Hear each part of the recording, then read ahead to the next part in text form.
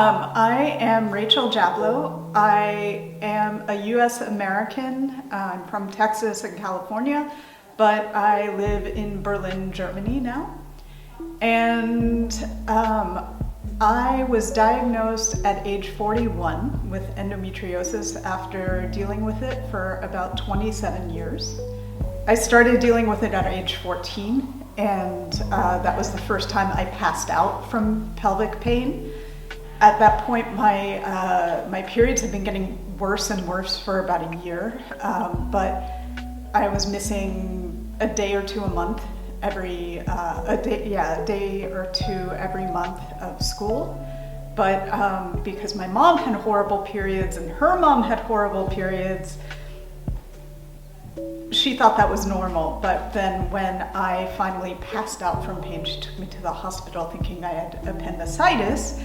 And they said, oh, it's Mittelschmerz, like ovarian pain and ovulation pain, and said that was also normal.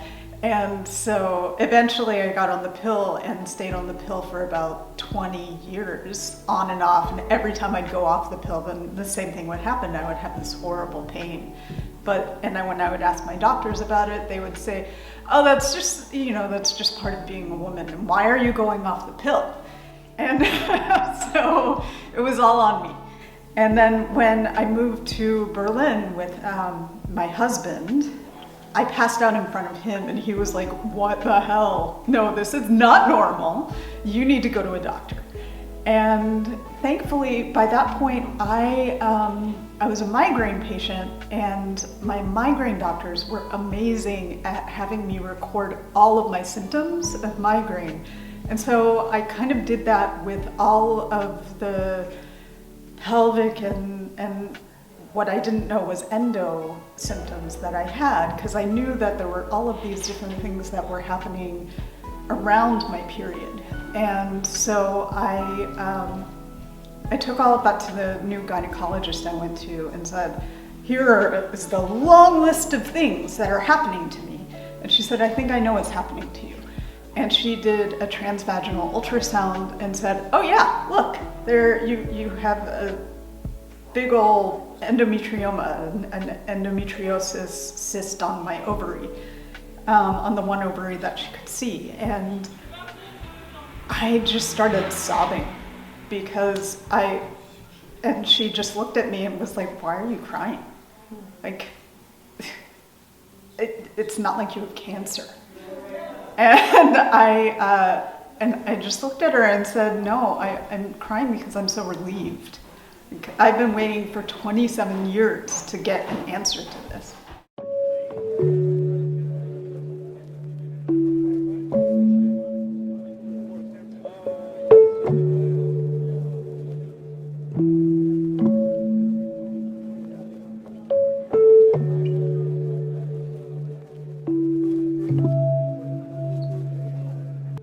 But because I was in Germany, and Germany has such a crazy, amazing system, I ended up having surgery about 2 weeks later. Because when we called the surgery to make an appointment, they said, oh no, if you're passing out, this is bad. And so I had surgery. I had no idea, I knew nothing about endometriosis. I didn't know the difference between excision versus ablation, and thankfully, I had a surgeon who did excision, and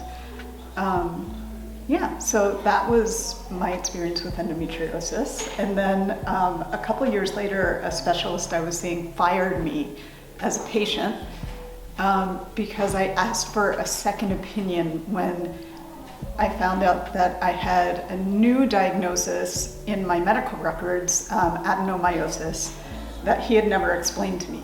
And that experience during the pandemic is what led me to doing the Hysteria Project, because I just was so fed up after 27 years without a diagnosis, and then just being treated like a child by this doctor. I wanted to make what had been invisible to me for so long visible. And so I made This piece up here, I'm not sure if you can see it, but that's my self-portrait it's my self-portrait uterus with 2 little fibroids, an endometrioma on my ovary, and then the other ovary is kind of stuck behind my uterus's back.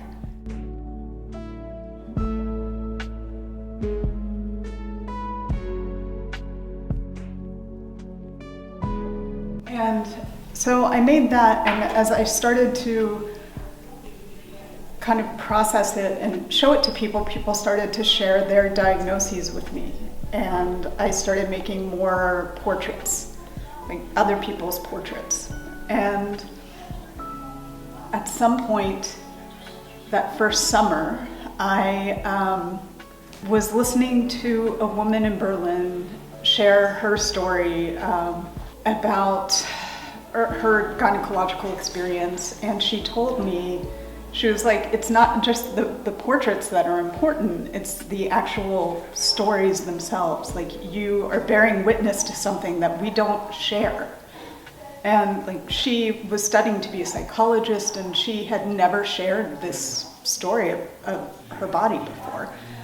And so she really encouraged me to record the stories and do something with the stories themselves. And so I applied for and got a grant from the German government, which was the first time I'd ever done that. And I really started focusing on building up this archive of stories.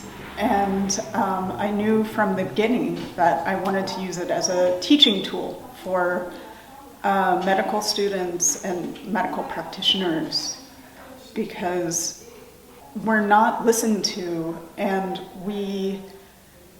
there's so much power in sharing our stories and having doctors actually listen to us, and so that they can see what we go through, so that hopefully future generations don't have to go through what we've gone through. And in terms of what I'm actually making, so my background is in analog photography, and so I start in an analog darkroom. I make C prints, so color photographs of lace. I use lace in where you would put a negative in an enlarger, and I make prints from that, and then I cut them up and make the uteruses from that, and then I'm putting them on a metal leaf background. And the different colors of the background represents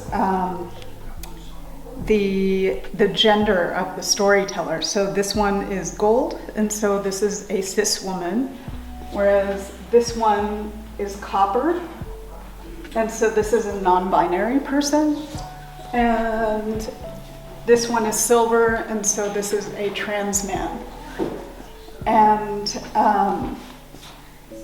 the actual details of the portraits are taken from their medical stories. So this person, this is Karis, and she had PCOS, polycystic ovarian syndrome, and you can see that there are different cysts on her ovaries, and endometriosis. All of these particular stories that I have here have endometriosis, and a fibroid at the top.